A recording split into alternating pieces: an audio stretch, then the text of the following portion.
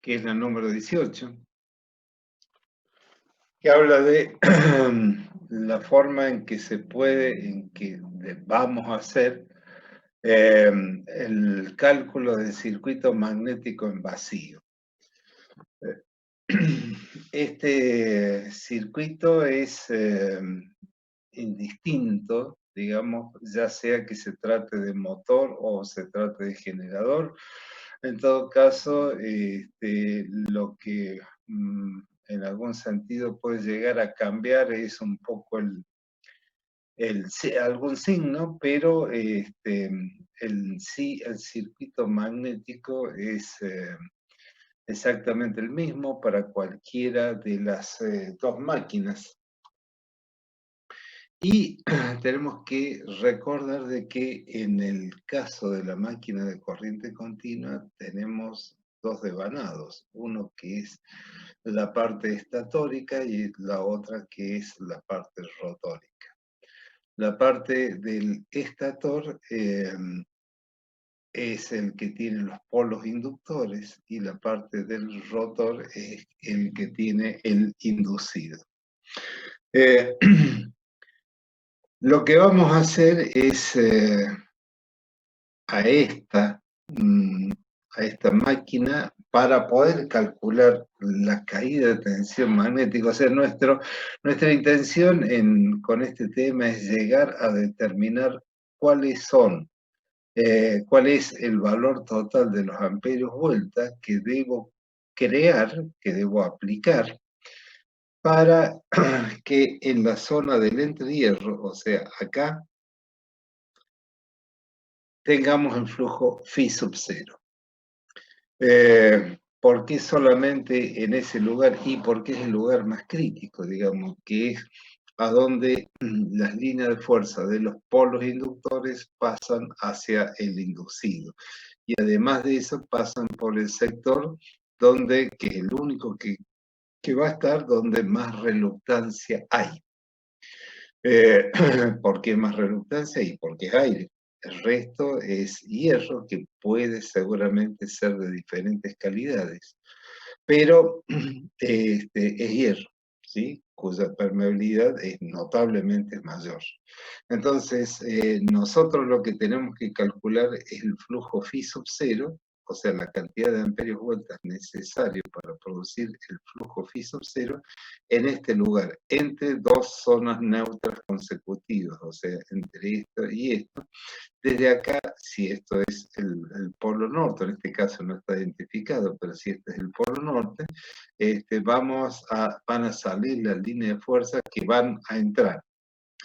Van a atravesar primero el entrehierro, luego van a atravesar los dientes, ¿sí? Esas líneas de fuerza, insisto, van a atravesar los dientes, luego se van a desplazar a través de la corona del inducido. O sea que acá tenemos un entrehierro, un diente, la longitud de la corona del inducido. En este dibujo está representada la longitud media. La corona del inducido, luego tenemos otro diente, o sea, vamos a tener dos dientes que atravesar. Recuerden que en la clase anterior habíamos comentado esto y decíamos que acá era donde en esta zona era donde se planteaba la emanación alterna, y en esta zona íbamos a tener la emanación giratoria, pero eso era para poder calcular las pérdidas. Ahora, siguiendo con el circuito magnético, nosotros atravesamos otra vez un diente, atravesamos nuevamente el otro entrehierro, delta, luego atravesamos el polo inductor, que tiene una altura que vamos a llamar HIR, luego atravesamos la culata. Recuerden que en esta zona acá, en la culata, solamente va a circular el 50% del flujo, ya que el flujo total, la mitad que produce, la mitad va a ir hacia un lado y la otra mitad va a ir hacia el otro. O sea, acá solamente va a estar atravesando el 50% del flujo total. Entonces, en la culata vamos a tener un recorrido a través de la culata, nuevamente un polo inductor, y llegamos al punto de origen, ¿sí? O sea que nosotros en este recorrido hemos pasado por 2 entrehierros, 2 dientes, 2 polos inductores, la corona y la culata.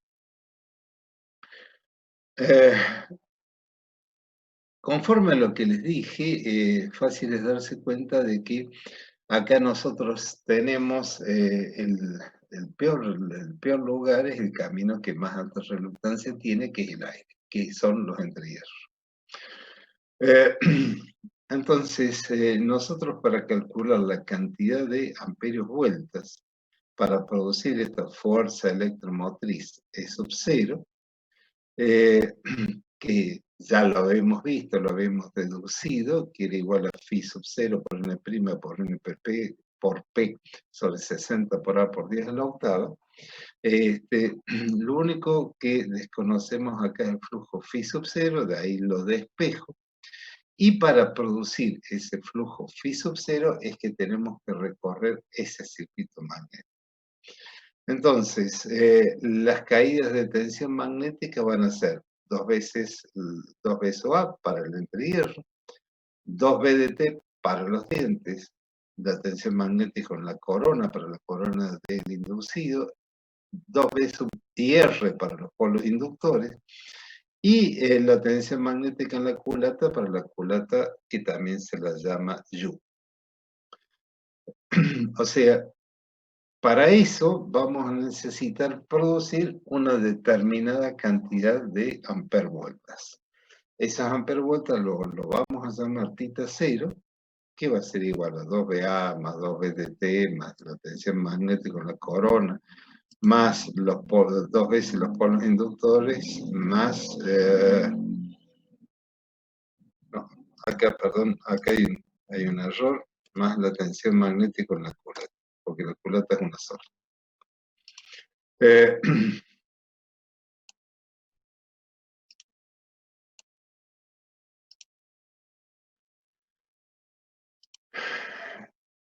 El arrollamiento de excitación de cada polo le corresponderá en tita 0 sobre 2. O sea que si, les cuento un poquito el final, si yo necesito, por ejemplo, 800 ampervueltas, yo tendré que poner 400 vueltas en el polo norte, 400 vueltas en el polo sur, y un conductor adecuado para que circulen 2 amperes. Entonces, de esta forma voy a tener ahí la forma de producir la caída de tensión magnética. ¿Cómo se van a repartir estos? Les decía recién de que el lugar donde más alta reluctancia tenemos es en el aire. Y el que le va a seguir es, en orden de importancia, es aquel lugar a donde se puede llegar a producir una saturación del hierro, que es a donde entramos en la zona de los dientes.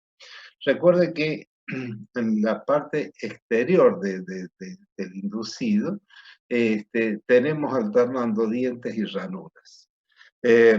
O sea que las líneas de fuerza, por una cuestión de, digamos, de transitar por el camino de menor reluctancia, van a elegir ir por el diente y no por la ranura. La ranura tiene en su interior cobre, que es un material diamagnético, o sea que no, por el cual no favorece la circulación de línea de fuerza, o sea que a nuestros efectos de cálculo de la caída de tensión magnética, a eso lo vamos a considerar como si fuese aire. O sea, es un camino de alta reluctancia, pero tenemos los dientes donde, insisto, las líneas de fuerza se van a tender a concentrar por ahí, y va a depender de varios factores, pero lo más probable es que se produzca saturación en el diente, al menos en una parte de él. Entonces, entre estas dos cosas, la caída de tensión magnética en el aire y en los dientes, tenemos casi el 80% de los amperios vueltas totales que vamos a necesitar calcular.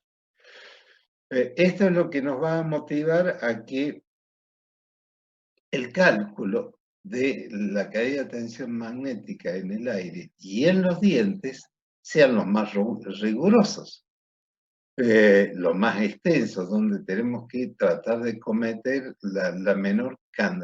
tratar de tener la menor cantidad de imprecisiones posible.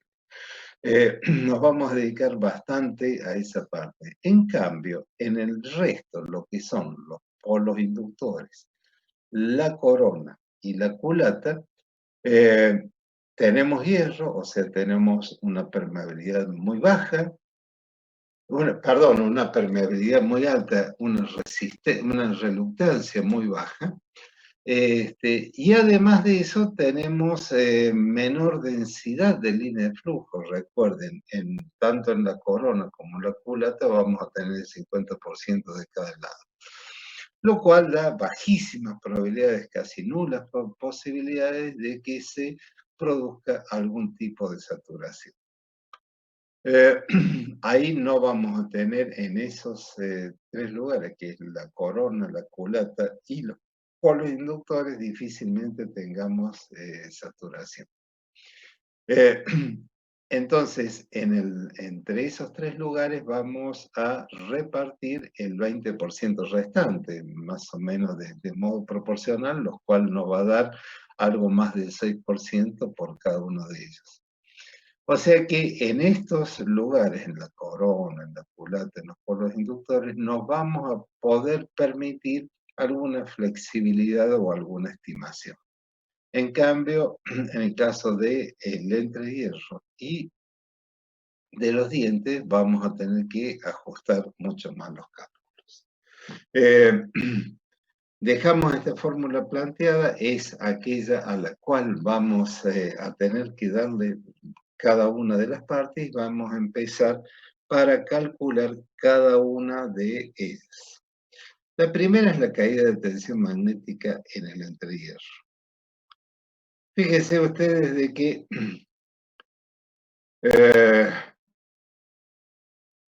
en este lugar, en el entrehierro, tenemos por lo menos, les decía recién, no menos el 60% del total de los amperios vueltas. En principio, para ir avanzando, vamos a tomar como si el inducido fuese liso, ¿sí? O sea, vamos a considerar en este primer momento de que este inducido es liso. O sea, hay unas líneas de fuerza que van a salir desde el polo, van a ingresar, o al revés, si es el polo sur, van a salir desde el inducido y van a ingresar hacia el polo. Pero acá en esta zona es de donde es la parte de la expansión polar, esto que es semicircular. Nosotros lo que podemos hacer es dividir a esto como en segmentos similares que tengan la misma cantidad, las condiciones que tengan la misma cantidad de líneas de fuerza cada uno, y a esto se lo denomina tubos de flujo.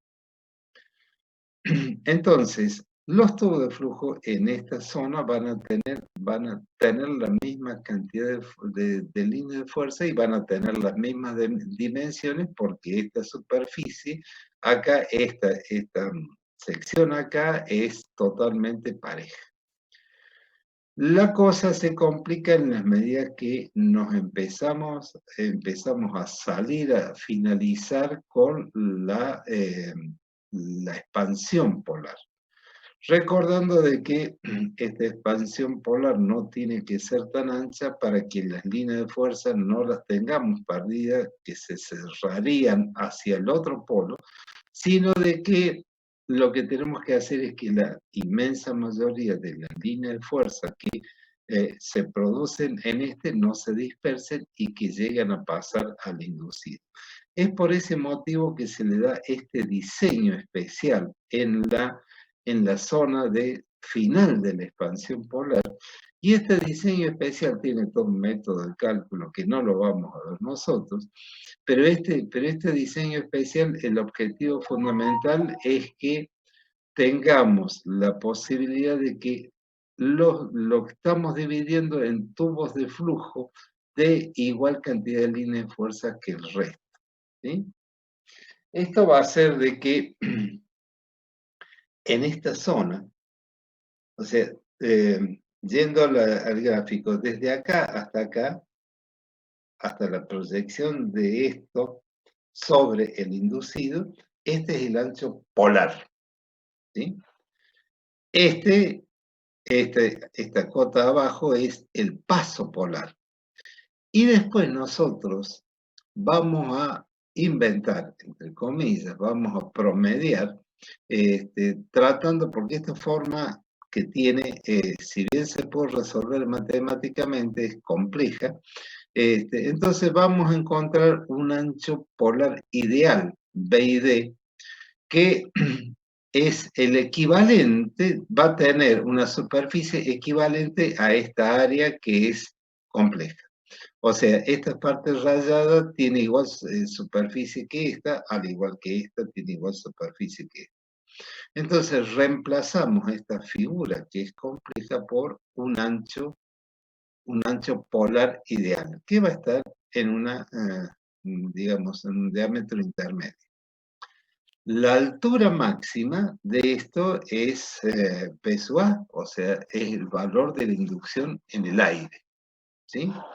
O sea, a este diseño ya en algún momento yo les comenté de que se le daba este diseño especial en el extremo de los polos inductores, de forma tal de que logremos que los tubos, vamos cambiándole el tamaño de los tubos de flujo, pero para que tengan igual cantidad de líneas de fuerza. ¿Sí? Ahora bien, esto estoy viendo el polo de frente, pero el polo tiene una profundidad determinada y las líneas de fuerza salen por toda esa profundidad determinada. Entonces, lo que vamos a hacer ahora es girarlo y analizarlo 90 grados de ahí. Entonces, acá lo que estamos haciendo es verlo de costado al polo inductor. Este en sí es el polo inductor. Y estos son los paquetes de chapa que se arman en el inducido. ¿Por qué paquetes de chapa?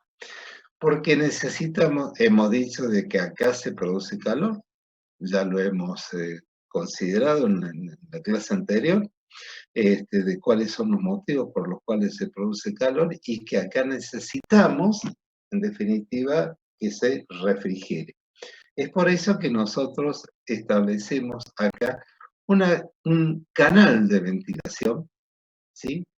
Que va a tener un ancho que lo vamos a llamar O. La cantidad de paquetes es M, y cada uno de estos paquetes tiene un ancho que vamos a llamar L1'.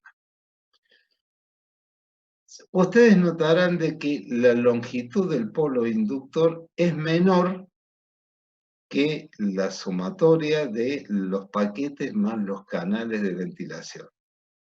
¿Por qué es menor esto? Estos que están acá son arandelas que normalmente son de fundición, que se montan sobre el eje en caliente de modo tal de presionarlo y que ese paquete de chapas no se desarme, esos paquetes de chapas no se desarmen. O sea, lo que tenemos que hacer es presionarlo de forma tal de que esto se mantenga rígidamente, o sea, de darle rigidez al inducido. No nos olvidemos de que acá van las ranuras y van los devanados. Pero este material que es de fundición, o generalmente o es estampado, obviamente que es un material donde se van a producir muchas pérdidas por corrientes parásitas. Entonces, para evitar de que las líneas de fuerza salgan desde acá y vengan acá y provoquen muchas más pérdidas, hacemos levemente más corto la longitud del polo inductor que la longitud de los paquetes de chapas más canales de ventilación. Esto va a provocar, los canales de ventilación, va a provocar de que esto tenga una caída al valor de la representación de la inducción, que tenga una caída acá en la zona del canal de ventilación. Acá, con el mismo criterio que mencionábamos recién, el ancho polar ideal, vamos a establecer una longitud ideal, que sería la longitud equivalente, un rectángulo equivalente al de esta figura que tiene una forma irregular. O sea, nosotros lo podemos calcular, pero vamos a establecer una longitud ideal. Esta es la longitud física real, estas son la longitud de cada paquete, longitud de cada canal de ventilación, longitud de los polos inductores.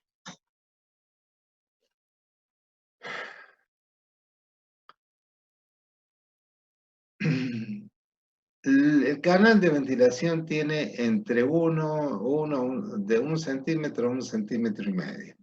Los paquetes tienen alrededor de 6 centímetros, cada uno de estos paquetes de chapa.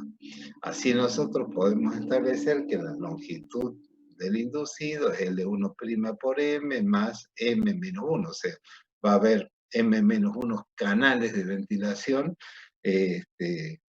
va a haber un canal menos de ventilación que la cantidad de paquetes de chapa. O sea, si tengo 5 paquetes de chapa, voy a tener 4 canales de ventilación. Y no nos olvidemos de que esta chapa acá, por las razones que vimos en la clase anterior, esto van a ser paquetes de chapa y estos paquetes de chapa tienen un aislante entre sí. En este caso, también se puede llegar a utilizar la fosfatizada, pero en general, como usábamos en el transformador, pero en general acá no hace falta tanta calidad de chapa, precisamente porque el único problema que vamos a tener en la chapa va a ser en los dientes, pero después en el resto como que no vamos a estar jamás en saturación. La longitud del polo inductor, tal como les comentaba, se hace de 1 a 2 centímetros, menor que la longitud del paquete de chapa, más los canales, y la razón, bueno, se les expliqué recién. Para determinar las curvas de campo a lo largo de un paso polar y de la longitud del inducido en una máquina construida, es decir, una máquina que se está diseñando, se emplea un método que es el de Lehmann y Richter. El área de la superficie limitada por la curva de campo representa el flujo de un polo por cada centímetro de profundidad del mismo. Y para simplificar el cálculo de la caída de tensión en el entrehierro, a la curva trapezoidal de distribución de la inducción magnética en el entrehierro en el paso polar se reemplaza por un rectángulo, que es lo que les he estado comentando. En este caso, las bases de esos rectángulos equivalentes de igual altura que los originales serán necesariamente menores a lo ancho del polo, antes era T sub P, como a lo largo del inducido, antes era L. Surgen así dos nuevas magnitudes que conforman un área equivalente a la de un paso polar. Entonces, sabemos de que el flujo P por S, ¿no es cierto? Ahora, el B es la inducción en el aire, es B sub A, y la sección, la superficie, va a ser el producto de la longitud ideal por el ancho polar ideal. ¿Sí? De esta expresión se obtiene el valor de la inducción en el hierro para el caso de una máquina sin ranuras en el inducido. O sea, recordemos esto, nosotros partimos diciendo de que la máquina no tenía ranuras en el inducido. Ahora bien, resumimos la curva de distribución de la inducción en entrehierro a lo largo de un paso polar obtenido mediante el método de Lehmann-Richter, permite determinar los valores del LID y de BID gráficamente. Puede suceder que yo no disponga de, o no quiera disponer de este método que es analizar los tubos de flujo aplicando el método de Lehmann-Richter. Puedo utilizar, cometiendo un error absolutamente despreciable, puedo utilizar otro método que es un método gráfico, donde voy a partir de un perímetro polar relativo ideal. O sea, si no tengo del gráfico de las inducciones, voy a aplicar entonces este por el medio de G y D. G y D es esto que les mencioné recién, que es el perímetro polar relativo ideal. Lo que voy utilizando hasta el momento es B sub P, el arco polar, B y D es el arco polar ideal, L y D es la longitud ideal del inducido, G es una relación entre el arco polar y el paso polar, esto lo llamo perímetro polar relativo, y G y D será entonces la relación entre el ancho polar ideal, entre el arco polar ideal y el paso polar. A esto lo llamo perímetro polar relativo ideal. Se deberá tener presente que cuanto menor es el perímetro polar relativo ideal, o sea, cuanto más chico, sea, esta relación como máximo puede ser 1, ¿cierto? Cuando sean iguales, esto va a ser 1. Después de esto, tengo que tener en cuenta que G y D entonces es una relación entre el paso polar y el ancho del polo,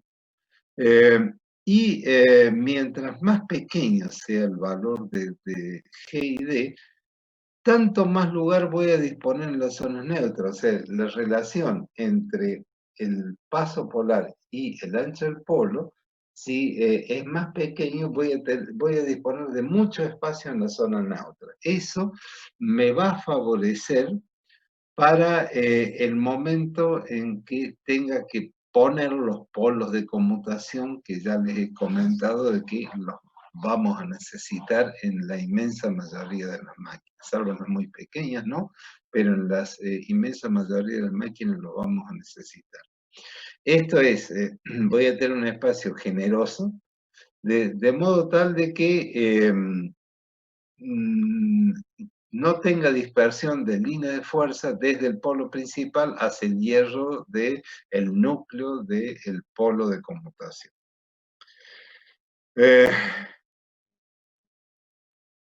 O sea, tan más lugar se dispondrá en la zona neutra para instalar los polos de conmutación y tanto menos se influirán entre sí magnéticamente los polos inductores y los de conmutación. Por otra parte, valores reducidos de G y D se corresponden con valores reducidos del ancho del arco polar ideal y a su vez corresponderán a valores más altos en la inducción en el entrehierro B sub A. Los valores elevados de B sub A favorecen la producción de chispas en el colector. Ya lo vamos a ver eso, que hay el valor de la inducción alta, hay una tensión entre el gas que se va a producir que es función también del valor de la inducción. A fin de tener en cuenta la dispersión de la conmutación, el valor de B sub A, el valor de G fija en los siguientes límites. En la máquina con polos auxiliares está entre 0,62 a 0,72. Y en las máquinas sin polos auxiliares, o sea, sin polos de conmutación, entre 0,70 a 0,80. Fíjense de que estos que son números más pequeños, lo que estoy haciendo es tener más espacio. ¿Sí? nosotros puede ser de que a LD no dispongamos, no disponemos de trazado de curva. Entonces lo podemos obtener de esta siguiente forma. LD va a ser L1 más la longitud del polo inductor dividido 2. O sea, la longitud total del paquete de chapa, más canales de ventilación, más la longitud del polo inductor dividido 2, eso va a ser la longitud ideal. Con los valores deducidos para la inducción en el aire, que se va en el caso de inducción ranura, la cantidad de tensión magnética en los dos trayectos, sin doble de hierro, B es igual a mu por H es igual a P sobre mu. Mu es 1,25, que es la permeabilidad del aire, entonces dos veces la caída de tensión magnética en el aire es igual a 2 veces delta, o sea, 2 veces el espacio por H, igual a 2 delta por B sub A sobre mu, 1 sobre 1,25 me da 0,8, o sea que esto me va a quedar que aparece esto es 1,6 por el ancho del entrehierro por el valor de la inducción en el aire. Pero recordemos que esto lo he tomado sin ranuras. Dejo de compartir. Les pido que se anoten, se pongan de presente y si hay alguna pregunta en el interín, la voy contestando, y si no, después de eso, como de costumbre, nos desconectamos y nos volvemos a conectar.